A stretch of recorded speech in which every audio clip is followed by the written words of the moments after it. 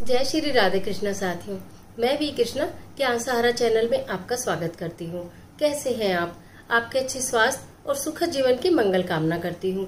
आपके और अपने इष्ट देवों को कोटि कोटि नमन करते हुए, बड़ों को प्रणाम करते हुए वीडियो प्रारंभ करते हैं। साथियों, आज की वीडियो में एक बहुत महत्वपूर्ण टॉपिक लेकर आपके बीच में आई हूँ।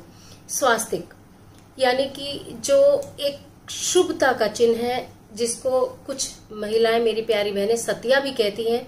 किसी भी शुभ कार्य का आरंभ यदि हमें करना होता है, धार्मिक अनुष्ठान करना होता है, पूजा करनी होती है, सबसे पहले स्वास्तिक का ही चिन्ह बनाया जाता है। तो वो स्वास्तिक का चिन्ह हमें शुभ फल कब प्रदान करता है? जब हम उसको सही प्रकार से बनाते हैं। काफी हद तक लोग स्वास्तिक के चिन्ह को कुछ गलत तरीके से भी बनाते हैं। यदि हम स्वास्तिक के उस चिन्ह को, जो पूजा के प्रारंभ में ही बनाया जाता है, जो गणपति का स्वरूप है, यदि हम उसको गलत तरीके से बनाते हैं तो हमें पूजा का साथियों वो फल नहीं मिल पाता जिस फल की इच्छा से हम पूजा करते हैं। तो आज की इस वीडियो में मैं आपको स्वास्तिक के विषय में पूरा बताऊंगी भी और बनाकर दिखाऊंगी भी। तो चलिए झटपट वीडियो प्रारंभ कर लेते हैं। लेकिन उससे पहले यदि चैनल पर नए आए हैं तो चैनल को सब्सक्राइब करना बिल्कुल मत भूलिएगा और बेल आइकन का बटन जरूर दबाइएगा, जिससे आने वाली सभी वीडियोस का नोटिफिकेशन आपको मिलता रहे सबसे पहले।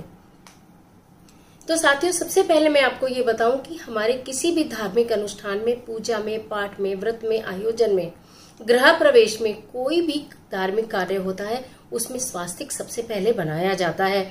और ये हमारे देश में नहीं, विदेशों में भी इसको मान्यता प्राप्त है कि ये एक ऐसा शुभ चिन्ह है जिसके कर लेने से, जिसको सब प्रथम बना लेने से सब कार्य सिद्ध होते चले जाते हैं। यदि यही सही नहीं बनेगा तो आगे के कार्यों में रुकावट आने का अंदेशा रहता है। स्वास्तिक के चिन्ह को गणपति का स्वरूप भी बताया गया है, जिसको कि हम क्लॉकवाइज रूप में बनाते हैं सही प्रकार से, तो हमें अच्छे फल की प्राप्ति होती है। सबसे पहले मैं आपको यह दिखाना चाहती हूँ कि स्वास्तिक हम लोग कैसे बनाते हैं। फिर मैं आपको दिखाऊंगी कि स्वास्तिक बनाना कैसे चाहिए और उसके पश्चात आपको मैं बनाकर भी दिखाऊंगी। पहले मैं आपको स्वास्तिक का सही रूप दिखा देती हूँ। देखिए साथियों, आप सबने स्वास्तिक तो सदैव बनाए ही है, प्रतिदिन घर में भी बनाते हैं, हर पूजा पाठ में। देखने से लग रहा है कि वही स्वास्तिक है जो हम बनाते हैं। तो इसमें क्या भेद है? इसमें भेद क्या है? इसकी प्रत्येक चीज का अर्थ क्या है? कैसे हमको स्वास्तिक बनाना है बिना काटे बिना छांटे? बिना काटे बिना छाटे क्यों बनाना है? क्योंकि हमारे गणपति जी का स्वरूप है, हम इसको काट छाट कर बनाते हैं तो स्वास्तिक पूरा नहीं माना जाता है। बहुत स्थानों पर मैंने देखा है कि ये जो आप खड़ी लाइनें देख रहे हैं ये नहीं लगाई जाती हैं, केवल ये बीच का स्वास्तिक बना दिया जाता है। कोई कोई लोग तो बिंदी भी नहीं लगाते, जो है ये चीज का प्रतीक है।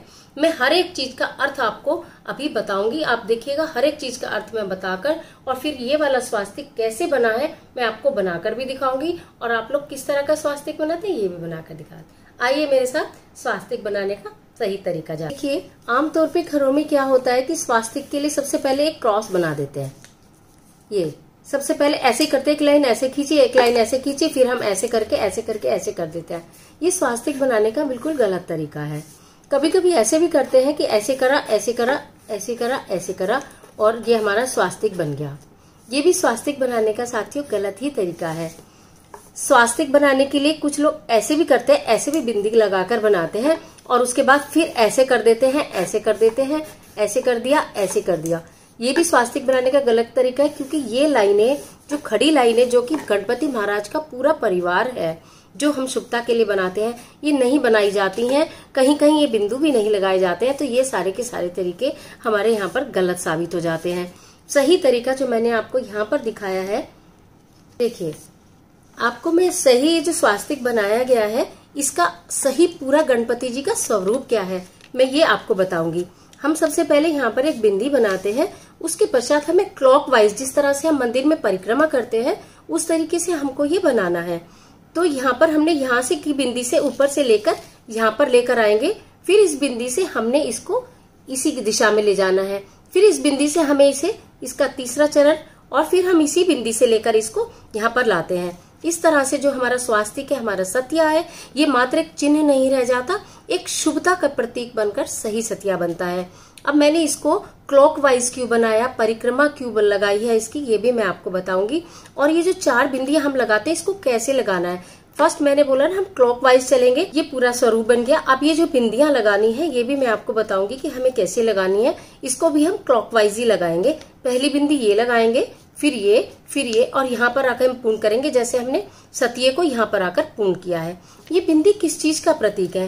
पहली बिंदी बताती है धर्म को, दूसरी बिंदी जो बताती है वो बताती है अर्थ को, तीसरी बिंदी हमें बताती है काम और चौथी बिंदी हमें बताती है मोक्ष। यानी कि शास्त्रों में 4 चीजों का वर्णन है, जिसमें कि धर्म है, अर्थ है, काम है और अंत में ये सारे कार्य करने के पश्चात व्यक्ति मोक्ष को प्राप्त करता है। इनका ये अर्थ है। उसके पश्चात ये जो आप 2 खड़ी लाइनें देख रहे हैं, गणपति भगवान की 2 पत्नी है, तो हमको पहले ये लाइन बनानी है ऊपर से नीचे की ओर रिद्धि, फिर हमें ये लाइन बनानी होती है ऊपर से नीचे की ओर, जिसको हम बोलते हैं सिद्धि। गणपति भगवान के 2 पुत्र हैं, शुभ और लाभ। पहली लाइन यहाँ पर बनेगी शुभ की और दूसरी लाइन यहाँ पर बनेगी लाभ की। तो जब हम इस तरह से गणपति जी के पूरे स्वरूप का वर्णन करते हैं, ये पूरा गणपति जी का परिवार सहित स्वरूप है। इसे जब हम अपने घर में सबसे पहले बनाते हैं किसी भी पूजा अनुष्ठान में, तो विघ्नहर्ता श्री गणपति भगवान का हमारे घर में प्रवेश हो जाता है, वो स्थापित हो जाते हैं उस स्थान पर। तो किसी पूजा पाठ के कार्य में विघ्न बाधा आने का कोई कारण नहीं रहता है। स्वास्तिक को इसी प्रकार से सही तरीके से यदि बनाएंगे तो आपके पूजा के सारे कार्य पूर्ण होंगे। इसका एक महा उपाय भी बता देती हूँ। यदि घर का मुखिया स्वास्तिक को 9 उंगल मैं बताऊं आपको कि जैसे ये हमारी 8 उंगली हो गई, इसके ऊपर 1 उंगली और लगानी है। ये देखिए ये 8 उंगली हो गई और 1 उंगली और ऊपर, ये होता है 9 उंगल। और ऐसे ही 9 उंगल ये वाला इधर जब आप ऐसे करेंगे, ठीक है, लंबाई और चढ़ाई 9 उंगल की, यानी कि 8 उंगल है, 1 उंगली इसके बराबर में हमने मान लो इस साइड ऐसे लगा दी।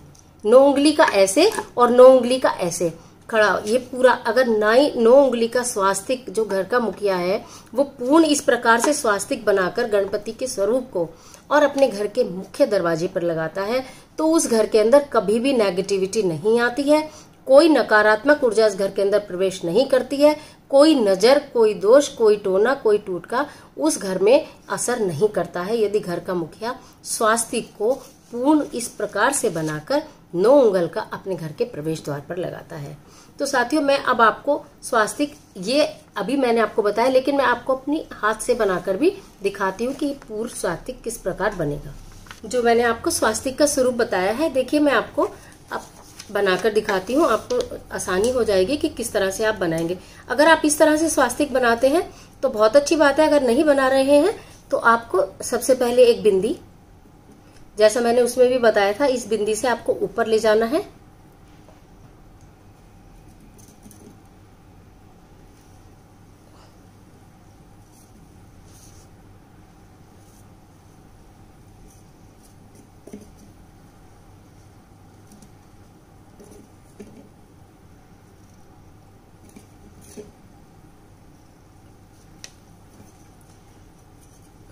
बिंदी लगाने का तरीका मैंने बताया था, इसी तरह से क्लॉकवाइज बिंदी आपको लगानी है।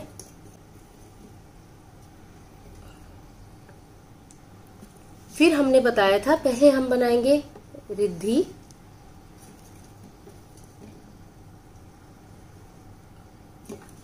फिर हम बनाएंगे सिद्धि, फिर हम बनाएंगे शुभ, फिर हम बनाएंगे लाभ। इस तरह से सतिया देखिए जो मैंने बनाया है, ये जो सतिये का स्वरूप है भगवान गणपति जी का स्वरूप है, ये बिल्कुल उत्तम है। और इसी प्रकार से देखिए आपके हाथ में बहुत आसानी से, जैसे आप पहले बनाते थे, बस केवल इस तरह से बनाएंगे तो ये आपका इसी तरह से सतिया बनकर तैयार हो जाएगा, स्वास्तिक जो आपको शुभ फल प्रदान करेगा। तो साथियों, ये है सतिये का सही स्वरूप जो मैंने आपको बताया है और इसकी पूरी डिटेल मैंने आपको बताई है। भगवान गणपति का स्वरूप है। इस तरीके से बनाकर यदि आप अपने पूजा अनुष्ठान धार्मिक कार्यों में स्वास्तिक का प्रयोग करते हैं तो निश्चित ये चमत्कारी लाभ देगा, आपकी पूजा सफल होगी। तो आज के लिए बस इतना, इजाजत दीजिए। फिर मिलती हूँ किसी महत्वपूर्ण और बहुत उपयोगी वीडियो के साथ। तब तक हंसते रहिए, मुस्कुरा रहिए। वीडियो को लाइक कीजिए, शेयर कीजिए, कमेंट बॉक्स में हर हर महादेव, जय माता दी, राधे राधे, जय बजरंगबली कुछ भी लिखेगा, लेकिन लिखेगा जरूर। ईश्वर आपकी मदद करे।